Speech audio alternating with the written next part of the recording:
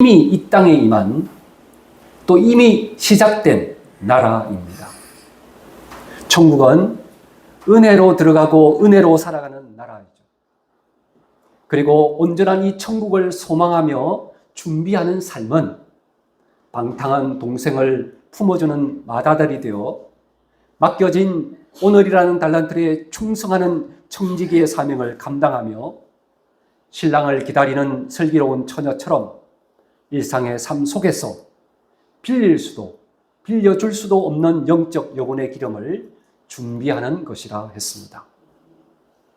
나아가 나의 신앙이 내가 만든 에로서적 종교가 아닌 은혜로 받은 아가페적 복음임을 내 형제 중 지극히 작은 자를 긍휼히 여기는 삶으로 증거해내는 것이라 했습니다. 자, 오늘은 마태복음 13장에 기록된 세 개의 천국 비유를 통해서 하나님 나라의 비밀을 함께 살펴보려 합니다. 예수님은 밭에 감추인 보화, 그리고 값진 진주, 바다에 친 그물의 비유를 연이어 말씀하십니다. 놀라운 것은 앞에 두 비유는 기쁨으로 가득 차 있는데 반해 마지막 비유는 심판으로 끝난다는 것입니다. 왜 주님은 벅찬 구원의 감격을 말씀하신 직후 서늘한 심판의 경고를 덧붙이고 있을까요? 그 안에는 우리 신앙의 시작과 과정, 그리고 마지막 영적 결산이 모두 담겨 있기 때문입니다. 자, 이제 먼저 오늘 본문 말씀 중 13장 44절의 말씀을 함께 읽겠습니다. 시작.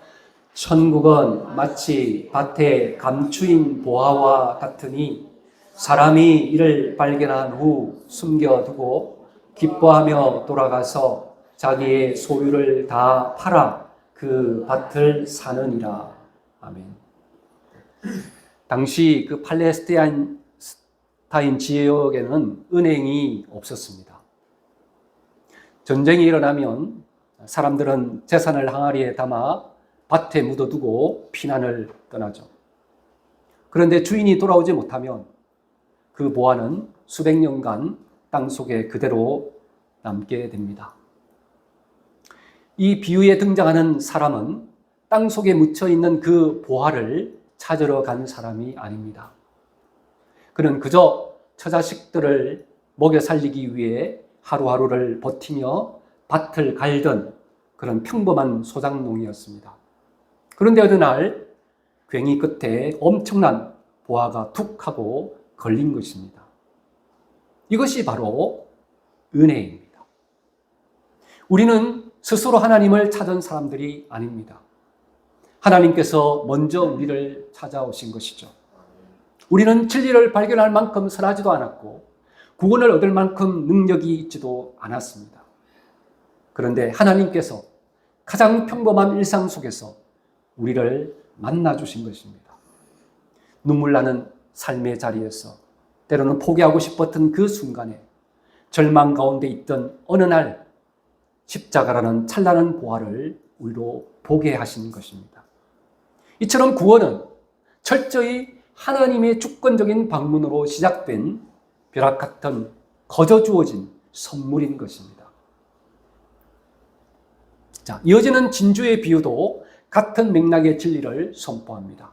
자, 44절, 45, 46절의 말씀을 함께 읽겠습니다. 45절, 46절 시작. 천국은 마치 좋은 진주를 구하는 장사와 같으니 극히 진주 하나를 발견하매 자기 소유를 다 팔아 그 진주를 사느니라. 아멘. 당시 로마 제국에서 진주는 최고의 사치품이자 또한 권력의 상징이기도 했습니다.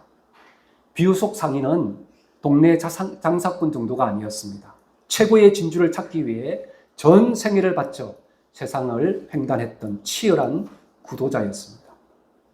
명예나 돈, 철학이라는 그럴싸한 진주들을 다 만져보았지만 영혼의 갈증을 채울 수 없던 그가 마침내 세상 어떤 것과도 비교할 수 없는 절대적 가치인 예수 그리스도의 십자가를 만난 것입니다.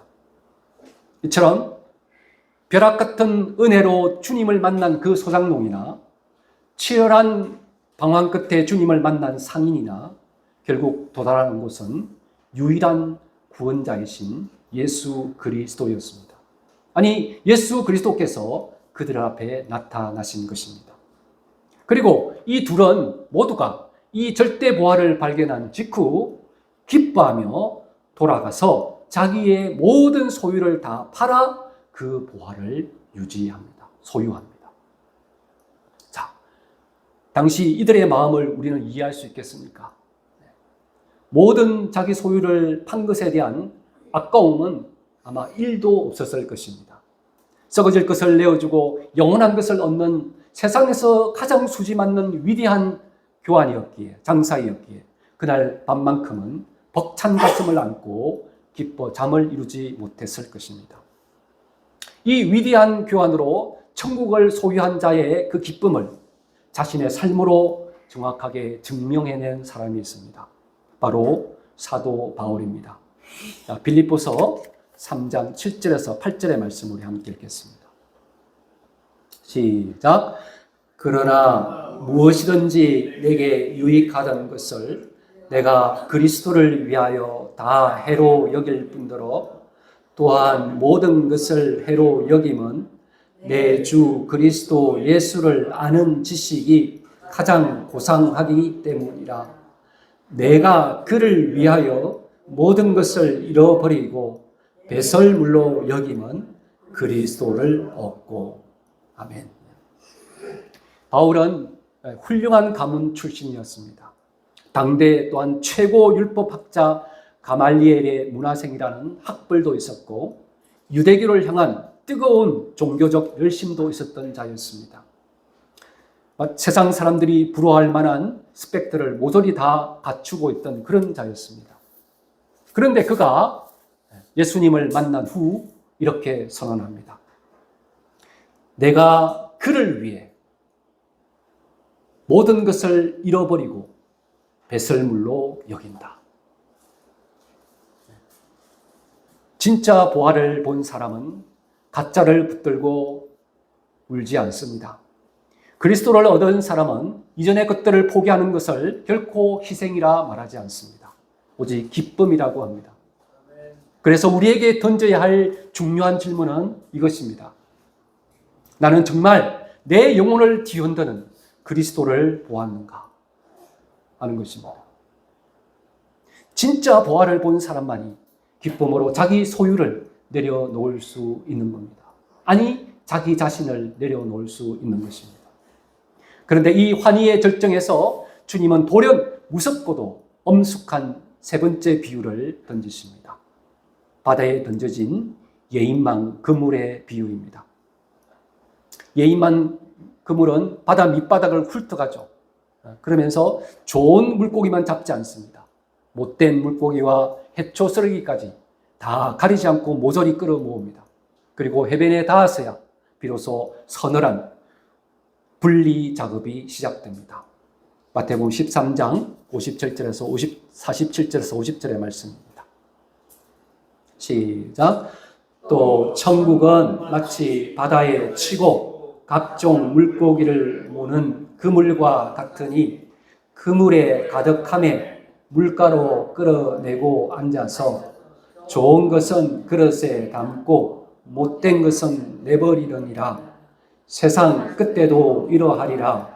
천사들이 와서 의인 중에서 악인을 갈라내어 풀무불에 던져 넣으리니 거기서 울며 이를 갈리라. 아멘. 정말 끔찍하고 무서운 경고입니다. 요동치는 이 세상 바다에 던져진 이 거대한 그물은 바로 이 세상 한복판에 세워져 있는 교회입니다. 지금 그 그물 안에는, 교회라는 그물 안에는 참된 신자와 형식적인 신자, 복음으로 사는 사람과 종교적 생활만 하는 사람들이 함께 섞여 있다는 것입니다. 예배당에 앉아 함께 설교를 들으며 고개를 끄덕이지만 세상으로 돌아가면 여전히 내 자존심의 밭 혹은 밭에 돈의 밭만을 일구며 자기의 소유를 포기하지 못하는 못된 물고기들이 함께 존재한다는 것입니다. 그러나 마지막 날에는 좋은 것과 못난 것이 여지없이 분리될 것이라는 것입니다. 그래서 중요한 것은 내가 교회에 앉아 있는가 아닌가, 내가 얼마나 오랫동안 교회를 다녔는가 아닌가가 아닙니다. 그리고 어떤 직분을 가졌냐의 문제도 아닙니다.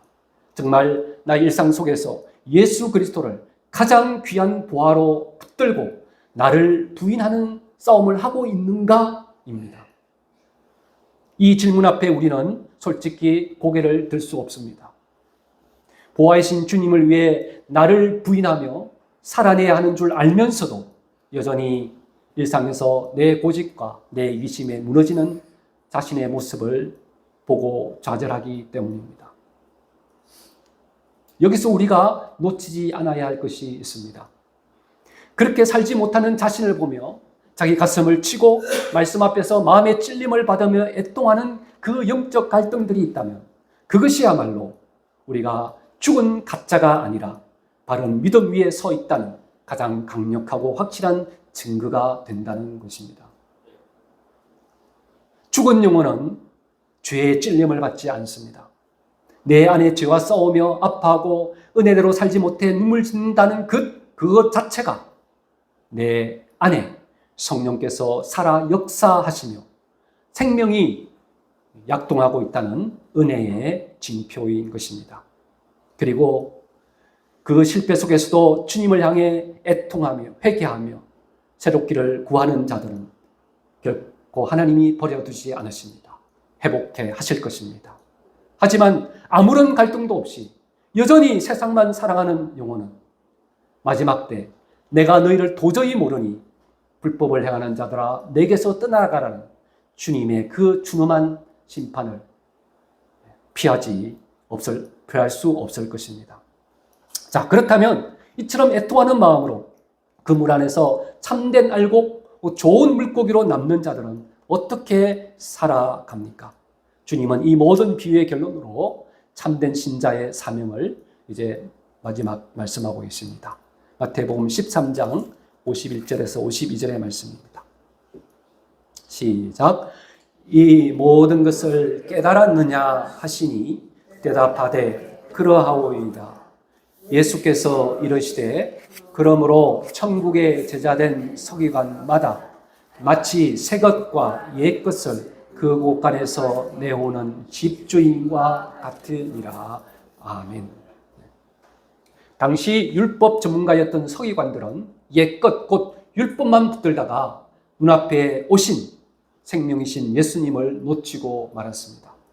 율법적 지식은 있었지만 그것은 남을 정죄할 뿐 살려내지 못했습니다. 반면 예수님은 그와 함께 있는 비천한 제자들을 향해서 너희가 진짜 천국의 서기관이라고 명하십니다. 왜입니까? 그 제자들이야말로 생명을 살리는 새 것, 곧 예수 그리스도의 십자가 은혜를 가졌기 때문입니다. 주님은 옛것보다 새 것을 먼저 말씀하고 계시죠.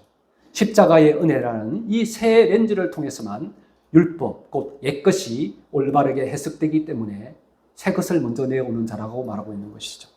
은혜 없이는 진리는 사람을 찌르는 칼이 되지만 십자가의 은혜를 통과한 진리는 기필코 생명을 살려냅니다.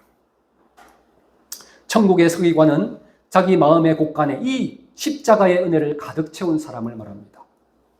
그리고 그 기근에 빠진 식소들을 위해 양식을 내어주는 집주인처럼 그 은혜를 끊임없이 꺼내어 나누는 사람입니다. 용서를 받았기에 용서하고 또 위로를 받았기에 묵묵히 위로하며 사랑을 받았기에 끝까지 사랑하는 생명을 유통하는 자, 그것이 곧 천국 백성의 삶인 것입니다.